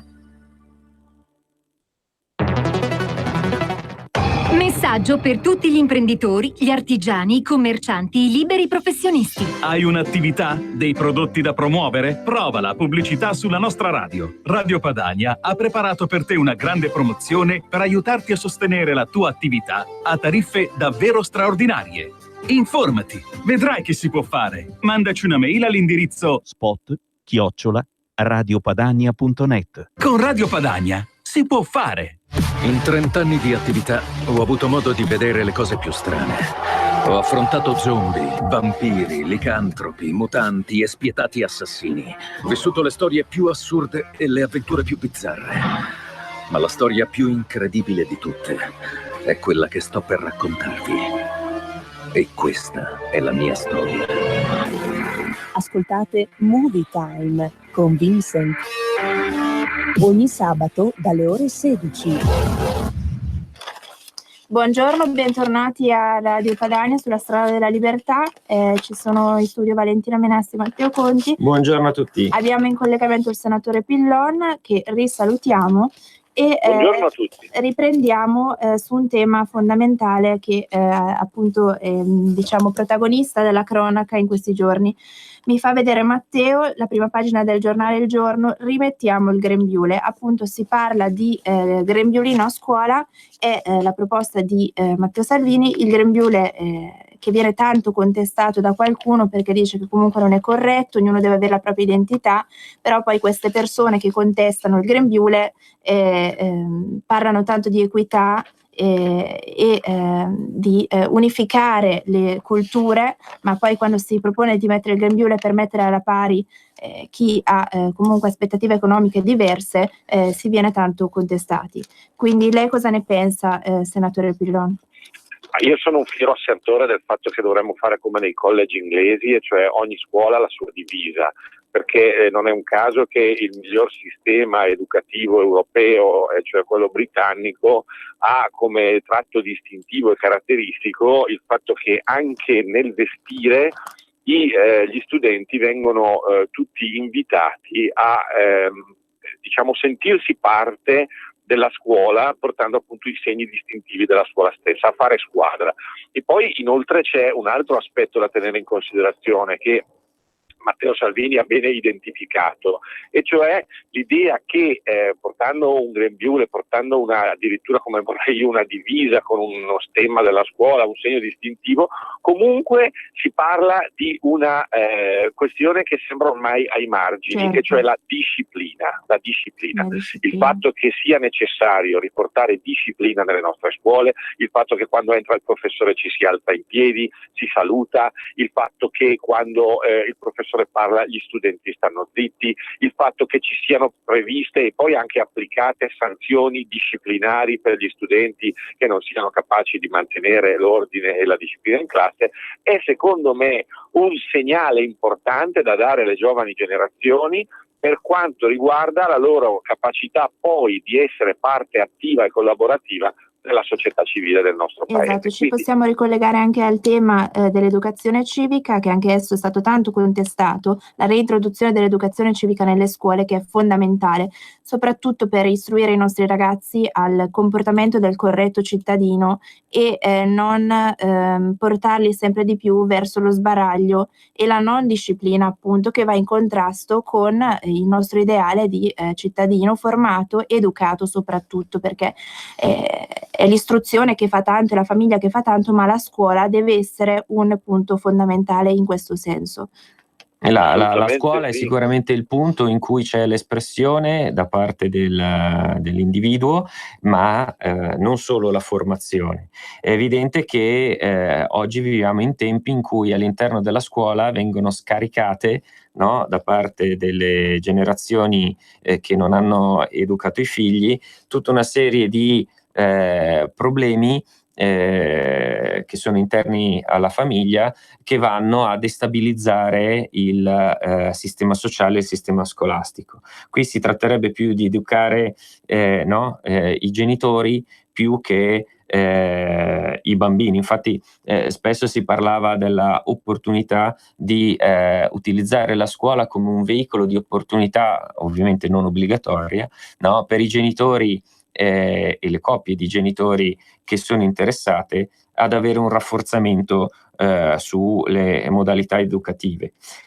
Sicuramente questa iniziativa e proposta della Lega va nella direzione di educare nuovi cittadini in maniera tale che questi poi a loro volta riescano a rafforzare questo nell'educazione civica, nell'uso di una divisa, comunque che dà una codifica, no? Come diceva benissimo il senatore Pillon, sul tema della identificazione, fare gruppo, fare squadra, e soprattutto anche il tema della leva obbligatoria, Esatto, e del anche rientro questo è del molto importante. servizio militare, che sono tutti elementi che, visti dai nostalgici che scrivono su Repubblica, hanno un non so che di Un'accezione negativa, un'accezione secondo loro, negativa, perché e vengono visti in maniera ideologica come un ritorno al fascismo o al esatto, ventennio. esatto. Invece, visti come li trattiamo noi, con la metafora che abbiamo visto prima anche sul tema dell'esercito e degli alpini, li vediamo con un senso di bontà, un senso di valori, un senso di qualcosa che costruisce non per negare altro, ma per dare appunto valori e sostanza. Io son giovane e vedo queste cose, Matteo, le vedo tantissimo, soprattutto quando i ragazzi non vengono istruiti, non leggono i giornali, non si rendono conto della realtà in cui viviamo. E una società, secondo me, senza fondamenta, senza valori, non è una società del futuro, è una società molto fragile, che può essere benissimo invasa da qualsiasi cultura, ideologia o qualsiasi roba che cerchino di metterci in testa. Questo si vede anche nelle università. Assolutamente sì, ma la volontà che c'è dietro è proprio quella, cioè costruire una gioventù debosciata che sta nel bagno a farsi le canne dalla mattina alla sera, e che non è più capace di un impegno, di una forza, di una espressione coraggiosa del proprio impegno al servizio del proprio paese. Abbiamo un altro tema che avevamo identificato, e che è un tema prettamente Lega. Oggi c'è un grande impegno, vero Valentina? Esatto, tra oggi e ieri voi potete andare nei gazebi della Lega e firmare a favore della castrazione chimica per le violenze sessuali e per i pedofili. Lei, senatore, cosa ne pensa? Ovviamente si sarà fatto un'idea di questa gazzebata e di questa proposta, e lei cosa ne pensa a riguardo? In primo luogo c'è un'attenzione surreale su questo tema, perché forse la gente non è stata bene informata, non ha capito, anche se per in realtà ho visto che le percentuali di favorevoli alla proposta della Lega sono altissime, per cui tutto sommato la gente ha capito.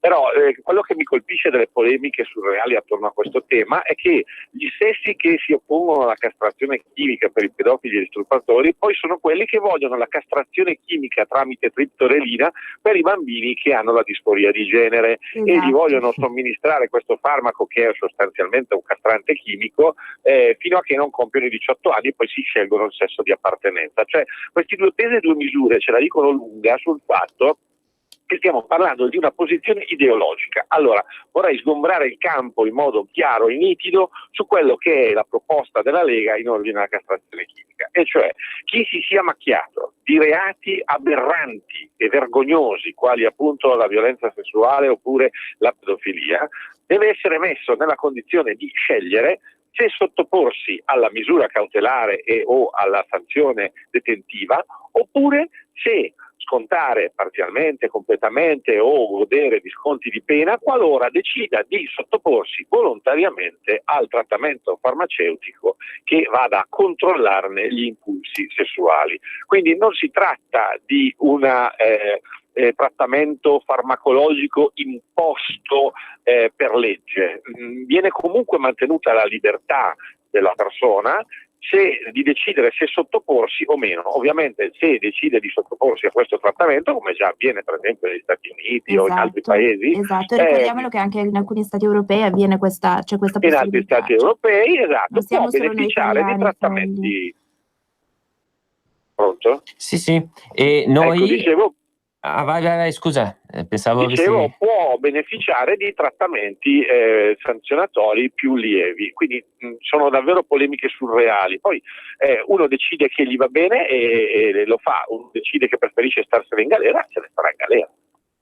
Certo, grazie senatore Pillon. Volevo leggere un messaggio WhatsApp che è appena arrivato. Ho lavorato per 30 anni nella scuola, non ho mai visto tanto degrado umano come in questi ultimi anni.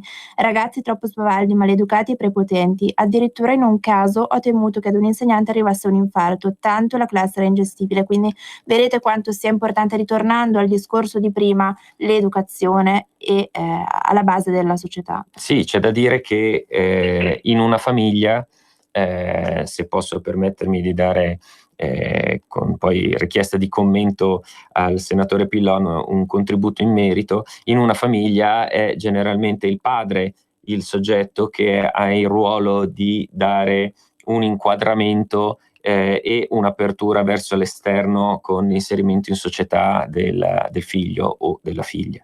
È chiaro che quando noi ci troviamo una generazione di giovani che non è in grado di tenere comportamenti sociali corretti, qualche domandina ce la dobbiamo fare sul come la struttura familiare non sia stata in grado di provvedere a questo. Ed è evidente che possiamo leggere nell'ultimo ventennio di devastazione e denigrazione della figura paterna, no? Anche, no? Magari non solo, no? Una causa, no, dei risultati che stiamo vivendo oggi, perché il ruolo dei genitori padri in particolar modo non è parificabile a quello delle madri e viceversa, ha un ruolo proprio, ha delle prerogative proprie e questa è la dimostrazione anche. Sono entrambi indispensabili come ruoli e assolutamente anche riguardo ai temi di cui abbiamo parlato nelle scorse trasmissioni è fondamentale che ci siano padre e madre per un bambino, altrimenti non è possibile, va contro natura, totalmente contro natura.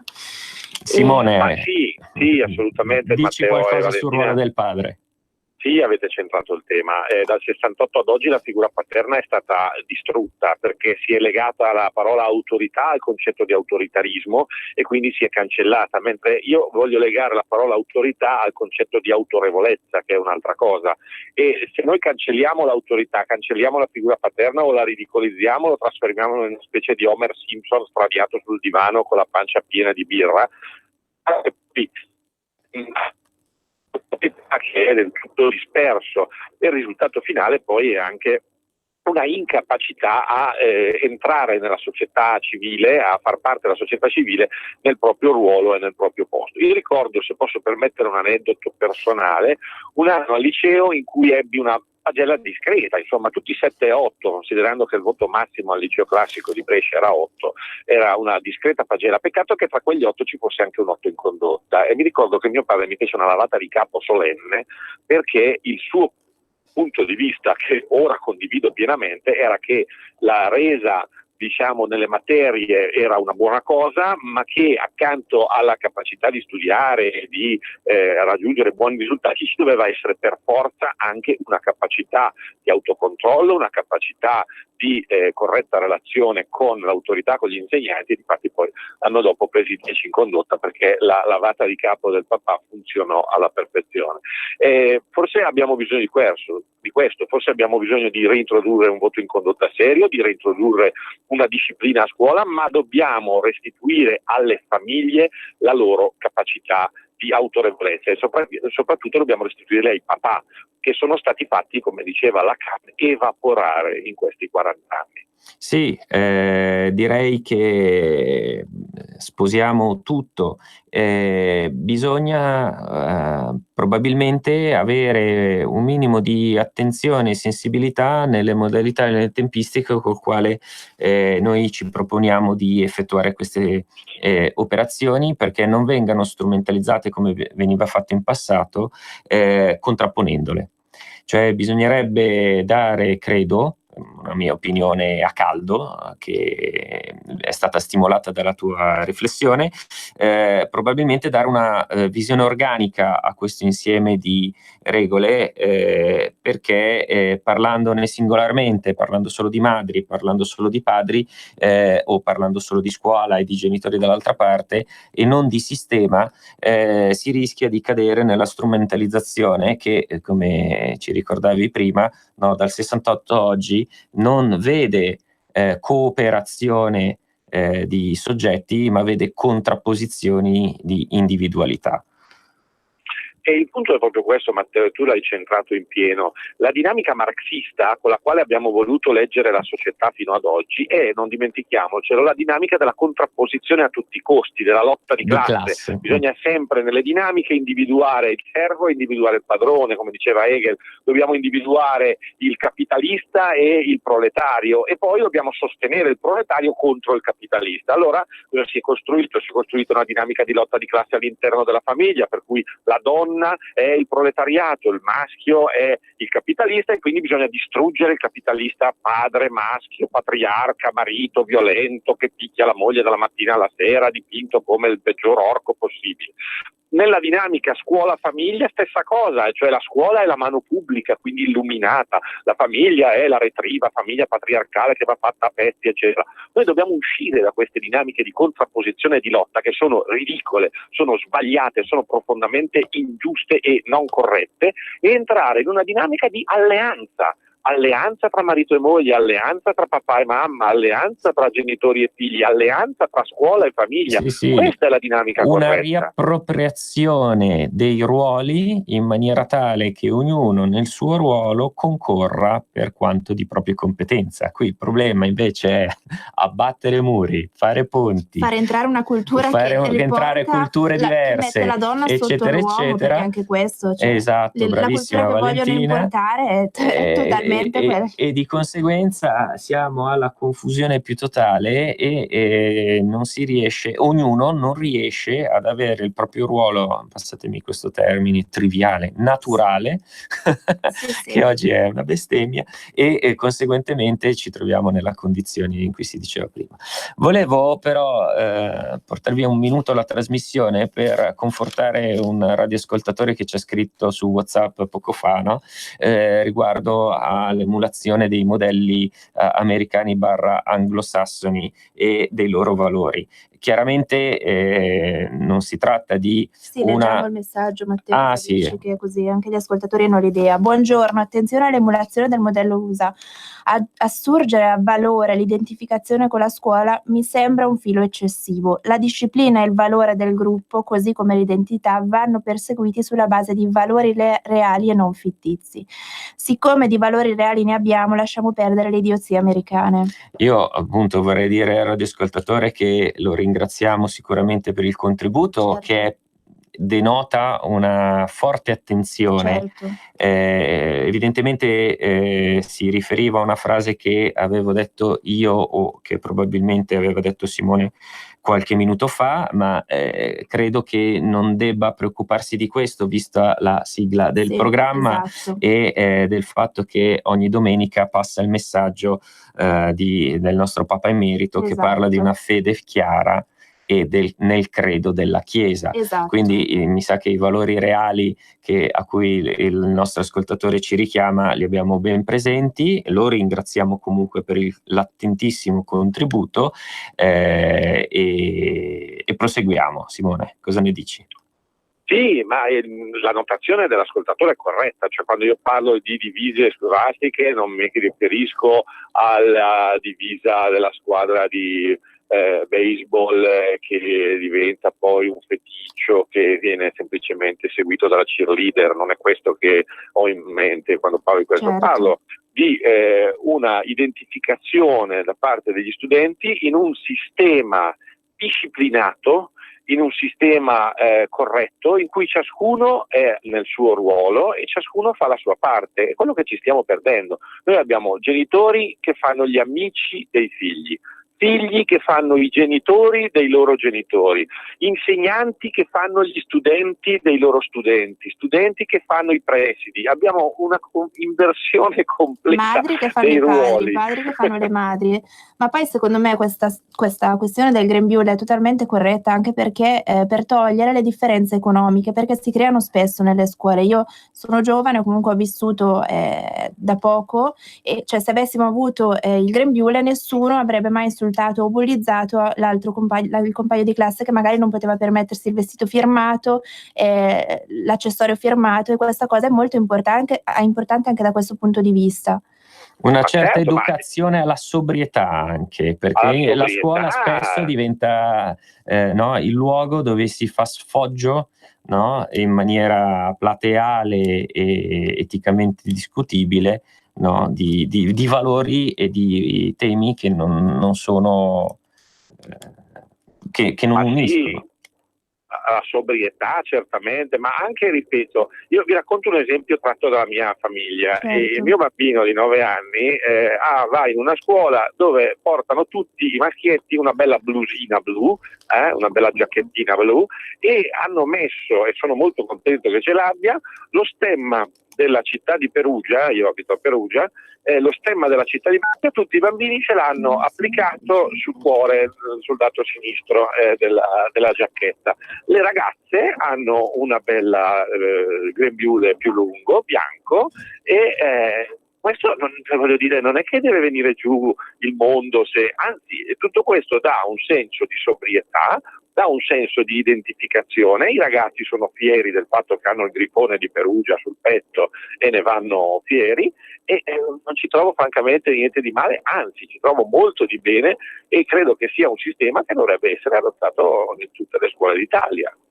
Assolutamente d'accordo. E bene, detto questo, ora torniamo un attimo alla castrazione chimica sul discorso della triptorelina, quel farmaco antiandrogeno che per il farmaco antiandrogeno, quando viene utilizzato per terminare per allungare la possibilità di bloccare la pubertà, agli adolescenti va bene, mentre per la pratica della castrazione chimica non va bene. Lei cosa ne pensa a riguardo?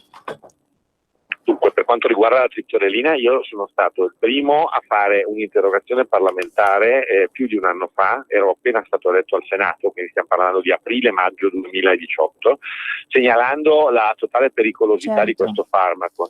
In questo tempo, in questi giorni, martedì continueranno, ci sono le audizioni in Commissione Igiene e Sanità del Senato proprio sul tema. Tra l'altro martedì alle ore 10 invito tutti gli ascoltatori a sintonizzarsi sul canale internet del Senato, e ci sono tutte le audizioni in diretta streaming, e potete sentire alle 10 l'audizione del professor Massimo Gandolfini, che è primario di neurochirurgia a Brescia e soprattutto è il fondatore e il promotore di Ben 2 Family Day. E in queste audizioni sta emergendo con estrema chiarezza dal punto di vista medico che questo farmaco è un farmaco pieno di effetti collaterali, e le cui conseguenze non sono ancora state completamente valutate, per cui noi stiamo andando allo sbaraglio utilizzando cavie umane delle persone, di bambini e bambine che vengono sottoposti a questi trattamenti, considerando oltretutto che è notizia di neanche un mese fa che in Gran Bretagna, dove si fa questa cosa da anni, i medici che la praticavano sono tornati indietro e hanno fatto un articolo sul Times dicendo che loro da oggi si rifiutano di portare avanti questi trattamenti perché sono pericolosissimi per i bambini. Ora io dico, ma noi dobbiamo sempre arrivare dopo gli altri. Ma se chi era andato avanti ora sta tornando indietro, noi dobbiamo per forza arrivare fino in fondo e poi tornare indietro, oppure possiamo fermarci? Poi i bambini non hanno fatto nulla, invece i pedofili e gli stupratori sì, quindi... Ma appunto abbiamo da una parte chi è colpevole di un reato molto grave, aberrante, e che deve essere messo nella condizione di non nuocere, dall'altra parte abbiamo dei ragazzini che hanno tutto il diritto di vivere la loro maturazione gonadica senza interferenze farmacologiche pericolosissime. Perfetto, ti ringraziamo anche per essere stato questa domenica ancora con noi, ci risentiremo sicuramente, e chiudiamo la trasmissione, Simone, riprendendo quello stacco che avevamo fatto con il silenzio e il Signore delle Cime, cantato dal coro Anna degli Alpini, e che mandiamo volentieri in omaggio a tutti loro e al prossimo centenario che festeggeremo a Milano. Esatto, grazie Simone per essere stato con noi, a risentirci, buona domenica. Buona domenica a tutti. Grazie a voi, il mio cuore alpino ascolterà la canzone volentieri, grazie. Buona domenica Simone. Grazie a voi, buona domenica.